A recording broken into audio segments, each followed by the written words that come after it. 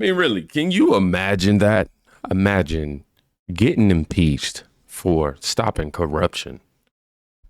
It baffles me too. You know, I actually wish that the government would extort us more. My name is Beck. My pronouns are they, them, and Elon is he's a threat to democracy. You know, I'm concerned. It is in the nation's best interest to continue being extorted by the government through taxation, and it is frankly none of our business where they're spending that money. I saw a report that Elon found $4.7 trillion of untraceable spending from the Treasury Department. Who does he think he is? It is none of our business. You don't understand. Government transparency is a threat to democracy. $2.7 trillion in improper Medicare and Medicaid payments? No. Our healthcare system is literally perfect. They said that they found 20 million Americans over the age of 100 receiving Social Security benefits. Assuming that that is fraud is frankly a threat to democracy. USAID is not a money laundering organization, and if you ask questions, you are a threat to democracy. No, listen, I hear you. The Pentagon failed their last 7 audits in a row, but if I mess up on my taxes, I can go to jail. And that's okay. It's not a double standard. It's not. You know, at the end of the day, I hope and I pray that they get Elon out of there. They need to get him out of there and then just get back to extorting us through taxation without transparency. Come on now. It's democracy. That is how we save it. Shout out to Becky Weiss. Make sure y'all go give her a shout. She just dropped some of the dopest content. I mean, them just dropped some of the dopest. Drop some of the dopest content pertaining to this. I mean, seriously, when you hear these libs and Democrats talk about this issue, it sounds just like this. I mean, just like that. When I say it's spot on now. Elon Musk and Donald Trump sat down with Sean Hannity. They spoke on a wide variety of issues, but let's go ahead and see why America loves this duo. What DOGE is doing is illegal. Elon Musk is more street vernacular for a male body part. It's a constitutional crisis. Okay. Why are they reacting like this? Well, first of all, do you give it flying rip? Number one, and well, I guess we must be over the target or doing something right. You know, if like they wouldn't be complaining so much if we weren't doing something useful. I think. What all we're really trying to do here is restore the will of the people through the president. And what we're finding is that there's an unelected bureaucracy. Speaking of unelected, there's a vast federal bureaucracy that is implacably opposed to the president and the cabinet. And you look at, say, DC voting, it's 92% Kamala. Okay, so we're 92% Kamala. That's a lot. They don't like me here either. I think about that number a lot. And like 92%, that's basically almost everyone. Yeah. And so. But how can you, if the will of the president is not implemented, and the president is representative of the people, that means the will of the people is not being implemented, and that means we don't live in a democracy, we live in a bureaucracy. And so I think what we're seeing here is the thrashing of the bureaucracy as we try to restore democracy and the will of the people. That's right. My guy, Elon Musk, he been taking them shots. He was over there with his tweets and what he said there. He said, look, man, y'all want to talk about these NGOs, these non-government organizations? Y'all want to talk about unelected?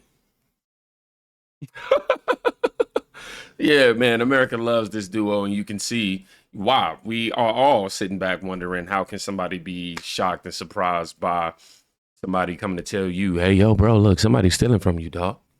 Don't make sense. Just then, Stephen Miller starts laughing at CNN's Breonna Taylor while explaining to her how the government works as if she's a child. Like, this is the sad part. This is the fact that we've been having to go through this in a very, how do I say, elementary style way for these people to understand speaks for itself. Chief of Staff for Policy. Stephen, thank you so much for taking time for us. So who is in charge of DOGE? The President of the United States. He's the administrator of DOGE? No, the DOGE is what was formerly U.S. Digital Services.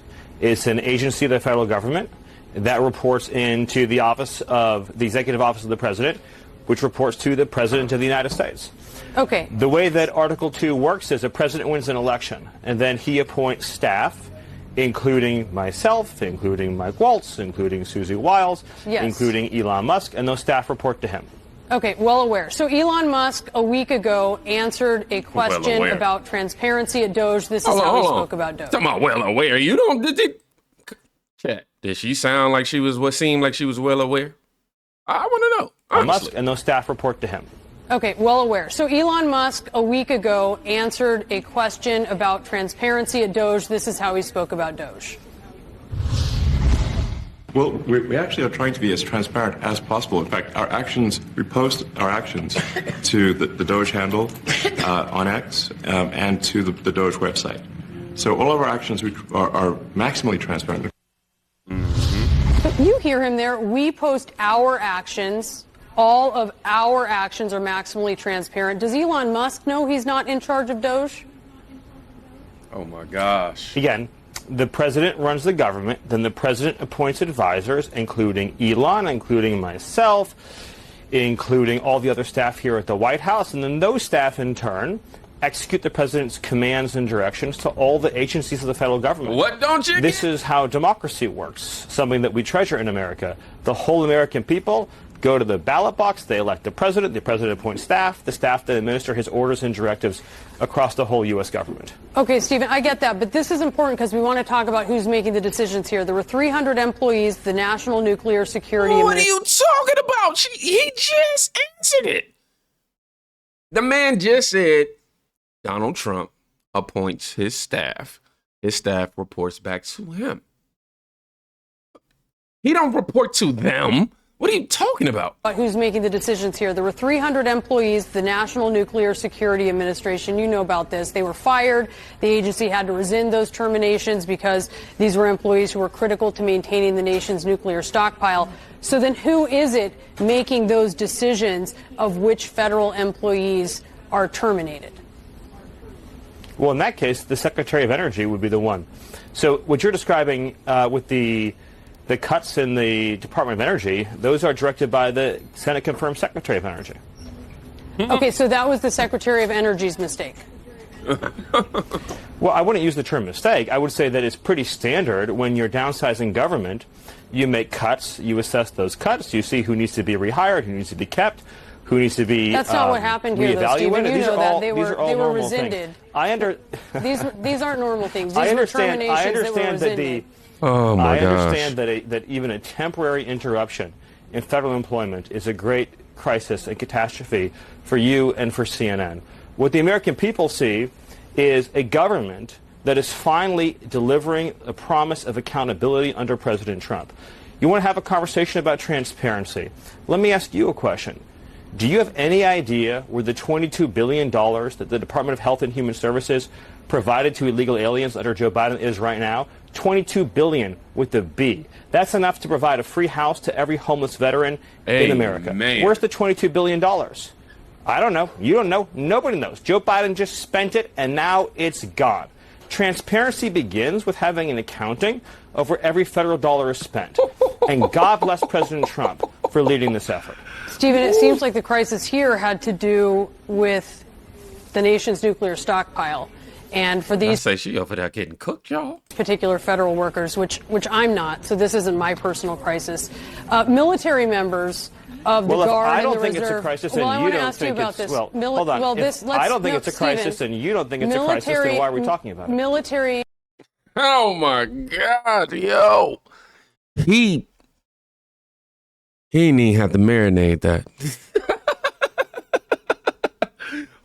Stephen Miller woke up and was like, look, man, let me take you back to elementary. So what you do is you wake up, you brush your teeth, wash your face, all that good stuff. Make sure you have your, odor spray and everything together. Get your clothes on. Make sure you have your, come on, man. We know the basics, but she don't seem to want to grasp the concept of Donald Trump being the head man in charge. For whatever reason, they want to continue to have the rhetoric point towards Elon Musk, and that is just not the case. Colin Rugg said the U.S. has been in a deficit for 23 years in a row. CNN likes to act like their support government cuts back. Let me say that part again. CNN likes to act like they support government cuts, but never actually said anything until someone tried doing something about it. Now they gaslight and say, oh, we always supported cuts, just not like this.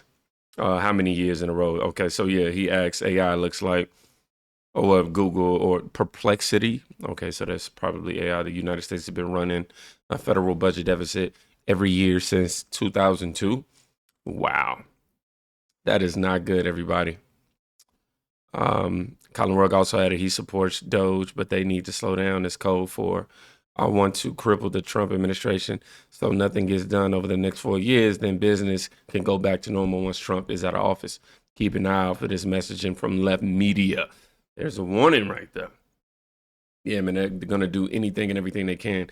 Like I say, imagine getting impeached because you're literally finding where people's money is being stolen. Like, it don't make sense. This woman right here, actually, I'll read the caption. Liberals are now rooting for cartels against the U.S. military because we might be saved when they if they can beat Trump. He also has Ian Miles. You can't fix these people. Oh, we might be saved by like the. Oh, hold on now. You know what? I should have made sure the volume was on before we started. Oh, we might be saved by like the most unexpected group of people. Do you know who Trump's trying to declare war on? The cartel. Oh, please do. Please do. Fuck around and find out, Trump. Oh, we might be. You see? These people. Tanner added the eyes. Whenever you can see the whites of their eyes all the way around, you know they aren't all the way there. What am I? I didn't. Look at your neighbor and say, can you see my? Anyhow, somebody says, since cartels have been identified as terrorist organizations, what does that make Americans who openly sympathize, propagandize, protect, and advise illegal aliens, potentially cartel members? Aaron also added, these are the same people who cheered for Biden threatening the American people with F-15s and nukes. But they don't think the same military can wipe out the cartels. They are complete lunatics. Last but not least, somebody says, TDS is real. These people would cheer for the cartel before Trump. Wow, I have no words for how deranged these people actually are. You have no words. I mean, it leaves you speechless every single time. Shout out to good old Shipwreck Show. Make sure y'all go subscribe to her. I'm going to say that every time we put her content on. She was so dope to share our content on her X page, and I was extremely grateful for that. Followers start pouring in, and yeah, just thank you. Anywho, y'all write anywho in the chat. We're gonna start this trend. Until I can stop saying anywho and say anywho, I want y'all to make it bold. Anywho. And that's gonna be our little inside thing, you know, until I get it right. Anywho, she wrote, I am grateful this is happening. I am grateful to the men and women of DOGE doing the digging and exposing. But 5K isn't enough. I've worked since I was 13, paid my taxes dutifully, and did everything right. I think, in my opinion, it should be a sliding percentage of what people paid in, not a one-time blanket check for every household. Also, I immediately want federal income tax stop from being taken out of our checks. I definitely agree with that last statement for sure, 100%. Now, this all comes after DOGE, I guess, is the question. It is being alleged. Let me make sure I set this up right. It is being alleged that we are going to get a refund check, $500,000 from Elon Musk. Talk about reparations. Now, this is some reparations I can get behind. You know what I mean? Maybe not, like you say, maybe not the 5K all at once or whatever the case. I'll take the tax cuts and all that. But this is a reparation conversation I can get behind. Like, you know what? I want my money back. Yeah. Go, hey. Yeah, I think that'll be a great conversation to have for that. What do y'all think, though? Y'all think he should cut us a reparations check? I'm going to keep calling it that just to piss some libs off. It's not reparations. You know what? Anywho, CNN is forced to admit the truth again. This morning, Donald Trump and the Republicans have remade the electorate. Donald Trump and the Republican Party has changed the electorate. What do I mean by that? Well, let's take a look at party identification, Democrats versus Republicans. You go back to 2017, 5 points more of the electorate was Democrats than Republicans. You go to 2021 when Joe Biden was starting out, look at that, 6 points more of the electorate was Democrats than Republicans. But look at what's happened in February of 2025. Look at this. Republicans, there are more Republicans in the electorate than there are Democrats. Republican +2. So Donald Trump and the Republicans have remade the electorate. They've turned some people over from being Democrats or independents to become Republicans. New folks have entered the electorate who are more Republican leaning. And so when you combine that with the fact that Republicans are really, really behind Donald Trump, all of a sudden you get a winning recipe whereby you break the normal rules of politics and give Donald Trump that positive net approval rating when he had pretty much a consistently negative one in term number one. As I said at the beginning, he's copying Frank Sinatra, doing it my way. Donald Trump and the you can Republican- see that the American people, America is shifting. Our minds are shifting from this grift and propaganda that we've been used to for so long by the legacy media. Tired of playing these games. Trump rallied traditional Republicans, brought in the working class through promises of trade and tariffs, brought in minorities through discussions of safe borders and less illegals, and even rallied many Democrats with the addition of RFK and Tulsi. Truly amazing coalition. That's an interesting point too right there. 2 people we know at least is on this cabinet that were, well, 3 people on this team, I'm sure more, that are on this administration right now who were previously Democrats. Y'all lost Elon Musk, the literal Iron Man. Jay Hand says, liberals are screwed once we get the budget under control and deport a few million illegals. Oh my God, man, I'm telling you right now, they already in the wall. Back to shipwreck. We watched last night, and the whole interview was fine. Nothing earth-shattering, she adds, but it was pretty obvious during the entire hour that whatever narrative the media has tried to spin about Elon and Trump's tumultuous, look, she teaching me words. Shout out to you, shipwreck. Tumultuous, okay, relationships is false. I'm sorry, y'all, I gotta look that up. I gotta know what that word means. I have to. Making a loud, confused noise. Y'all promise it's like some, get that off my screen, it's little dust particles. Y'all like, there's excuses. Stop making those liberal excuses. Anyhow, I started over. They pretty much saying that Trump and Elon relationship is false. And she said whatever the media tried to attempt to do to spin a narrative is something negative. It is not that. All right. If you read and believe the media, he's become one of your best friends. He's working for free for you. Well, I love the president. I just want to be clear about that. I don't care about that. I know. I love the president. You love the president. I think President Trump is a good man, and he's, It's nice the way he said that, There's something nice about it. It really is. Because, the president's been so unfairly attacked in the media. It's really outrageous. And I've at this point spent a lot of time with the president, and not once have I seen him do something that was mean or cruel or wrong. Not once. If you read and believe the media. Amen to that, man. Now that's coming from Elon Musk himself. Okay. I think that was a great way to wrap up that interview as well. I didn't get a chance to catch it live. I was busy in other endeavors at the moment. However, I will be including clips throughout the day. What I like to do with my videos, as opposed to just react to one whole thing altogether, is I like to give you coverage on the subject all around. I think what I'm also going to start doing is making sure I do a better job of incorporating. I guess I do. I'm always playing CNN.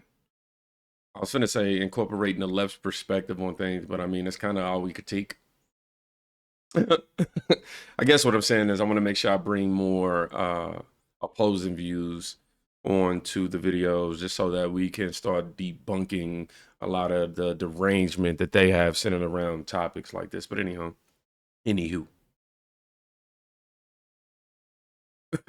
I'm going to I like to just incorporate everything centered around that topic online and trending That way we don't miss out on what the talk is. I know a lot of people don't have all these other social media platforms and such.